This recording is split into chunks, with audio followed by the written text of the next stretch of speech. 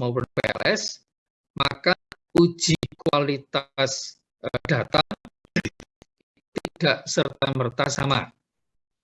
Artinya kalau saudara menggunakan SEM datanya sekunder, maka uji kualitas data menjadi tidak diperlukan. Tetapi kalau saudara menggunakan PLS maupun AMOS, tetapi datanya data primer, maka uji kualitas data itu harus mutlak dilakukan. Sehingga urutan yang benar itu melakukan pengujian dulu kualitas data kalau datanya primer. Kalau sekunder, tidak perlu. Yang kedua, uji kualitas model.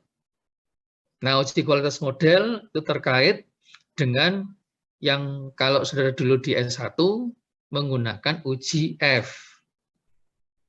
Kalau saudara menggunakan uji F, maka yang saudara lakukan adalah melihat apakah variabel independen itu secara statistik memenuhi persyaratan, baik dengan menggunakan F hitung maupun F tabel, atau dengan menggunakan P signifikan dengan membandingkan dengan alfa. Nah, baru kemudian sesudah uji kualitas data, uji kualitas model, baru kepada uji hipotesis. Nah, di uji hipotesis ini, saudara menggunakan uji hipotesis yang terkait dengan apa yang saudara tuliskan kalau di tesis yang ada di bab 2 pada subbagian pengembangan hipotesis. Baru kemudian saudara melakukan pembahasan. Nah, untuk uji kualitas model ditambahkan dengan ditambahkan dengan informasi koefisien determinan atau R kuadrat. Nah, kalau saudara menggunakan SEM, AMOS, atau PLS, maka saudara yang tadi disampaikan dalam paparan itu ada uji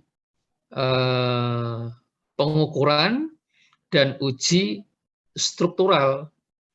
Yang dimaksud dengan uji pengukuran itu adalah uji kualitas data, khususnya kalau saudara menggunakan data primer. Sedangkan uji pengukuran itu untuk melihat model.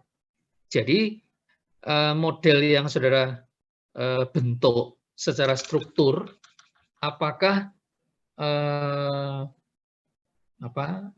secara statistik itu signifikan. Nah, itu ada kriteria-kriteria yang saudara harus lihat, baik itu di SEM PLS maupun di SEM AMOS. Kemudian, kadang-kadang, ini tambahan ya, di ujian tesis, kadang-kadang penguji juga bertanya, mengapa tidak menggunakan EVIUS? Oke, padahal saudara melakukan uji pengaruh. Nah, pertanyaan saya, meskipun ini tidak masuk di dalam mata kuliah statistik dan analisis data, tetapi ini pernah saya membahas ketika barangkali saudara di kelas ini yang menempuh mata kuliah rancangan dan metode penelitian semester kemarin.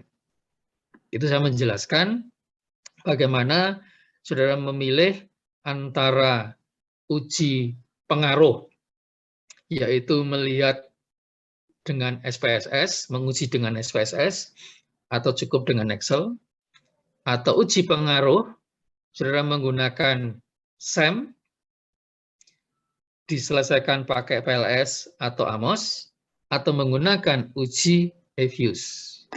Jadi alat uji untuk menguji hipotesis dalam bentuk uji pengaruh, saudara menggunakan EVIUS. Itu ada persyaratan-persyaratan yang harus saudara perhatikan di situ. Misalnya, kalau saudara menggunakan variabel moderasi, variabel mediasi atau intervening, bisa nggak diselesaikan dengan menggunakan EVIUS? Tidak bisa. Karena nanti di dalam EFIUS itu ada 3 pengujian yang nanti saling membandingkan. Sehingga nanti akan bisa dilihat mana dari 3 hasil pengujian tersebut yang memenuhi.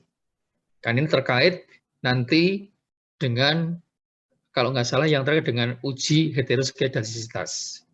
Itu kalau saudara menggunakan pengujian yang regresi biasa, itu ada keterbatasan.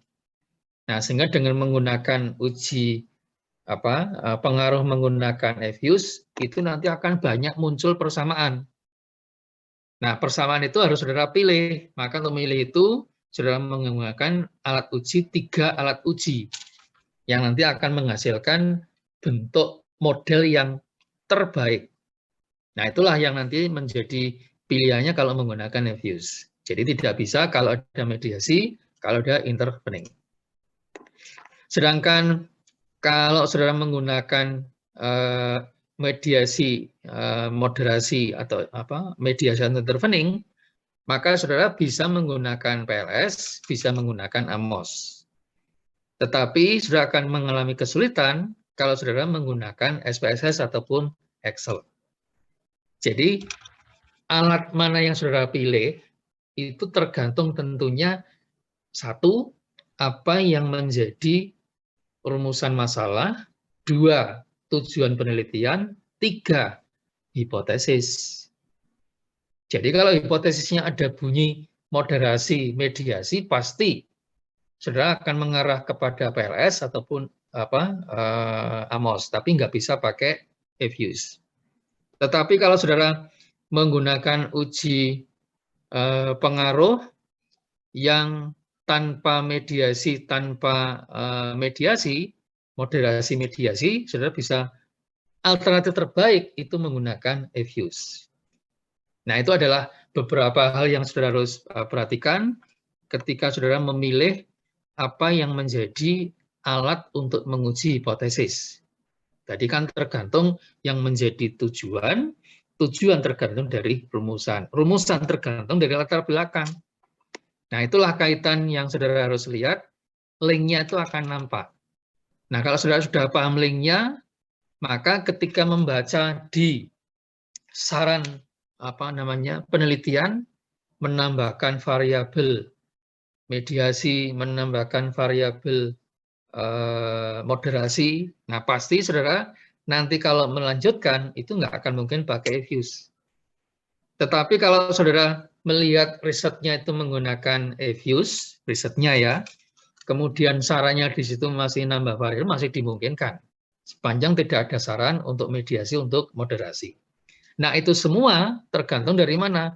Tergantung dari teori dan juga dari artikel-artikel yang saudara gunakan sebagai referensi. Nah, ini saudara memotret beberapa alat uji yang saudara harus pilih ketika nanti menulis tesis. Oke, sebelum diakhiri, ada pertanyaan dari saudara semua? Izin bertanya, Pak. Ya, silakan, Miftahul. Untuk yang kelompok kami terakhir 6C, kan tidak ada kelompok selanjutnya, Pak. Itu untuk yang bertanya kelompok berapa, Pak? 1A, 1B, 1C. Oh, terima kasih, Pak. 1A kan belum dapat kesempatan bertanya, maka nanti dapat aktivitasnya kalau 1A, 1B, 1C menggunakan kesempatan tersebut. Karena waktu 1A Abdul Paparan kan yang bertanya 2A. Jadi nanti ini muter, balik ke kelompok awal, 1A, 1B, 1C. Ada lagi yang lain?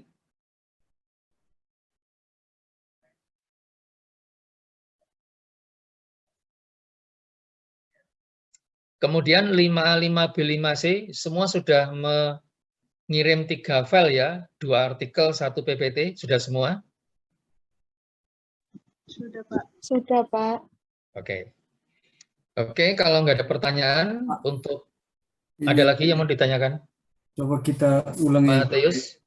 Pertanyaan sebelumnya itu Pak tentang mengapa tidak menggunakan EFIUS padahal itu uji penelitian itu pengaruh begitu Pak. Ya. Tadi itu Pak. Soalnya tadi kurang jelas saya dengar penjelasan. Jadi yang ditanyakan apa, Matius? Kalau tidak memilih pakai EFUS gitu. Ya. Ya. Jadi EFUS itu kalau saudara melihat referensinya, itu nggak bisa dipakai untuk menguji model yang modelnya ada mediasi, ada moderasi. Itu. Oh, ya, baik, Pak. Siap. Terima kasih, Pak. Nah, kalau saudara mempunyai model riset yang berbentuk regresi ya, yang tidak ada mediasi, yang ada moderasi, maka pilihan yang paling baik itu bukan menggunakan SPSS. Karena kalau saudara nanti menggunakan data saling silang, cross section, dan runtut waktu time series, maka pilihan yang paling tepat adalah menggunakan EFUS. Misalnya ini, kalau saudara sektor publik ya, ada riset melihat bagaimana ilusi fiskal mempengaruhi kesejahteraan masyarakat.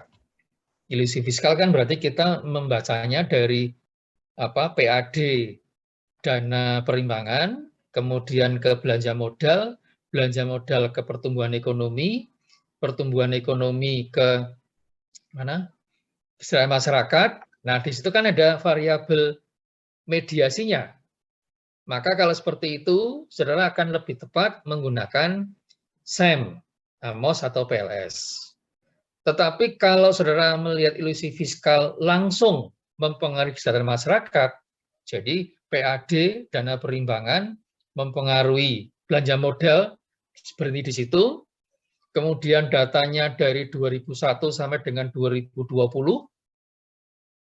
kabupatennya ada 29, kotanya ada 6, Jawa Tengah, maka saudara bisa menghitung berapa tahun 2001 sampai dengan 2020, itu time series, dan berapa cross section untuk 29 kabupaten, 6 kota.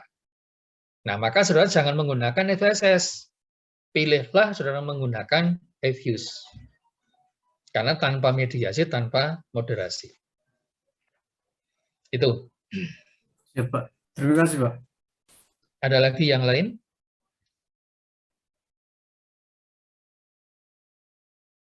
Oke, kalau tidak ada, kita cukupkan sampai di sini. Ketemu lagi pertemuan terakhir minggu depan ya. Yang paparan nanti kelompok 6A, 6B, 6C. Sampai di sini, selamat malam semuanya. Malam, Pak. Terima kasih, Pak. Terima kasih, Pak. Ya. Terima kasih, Pak. Ya. Terima kasih.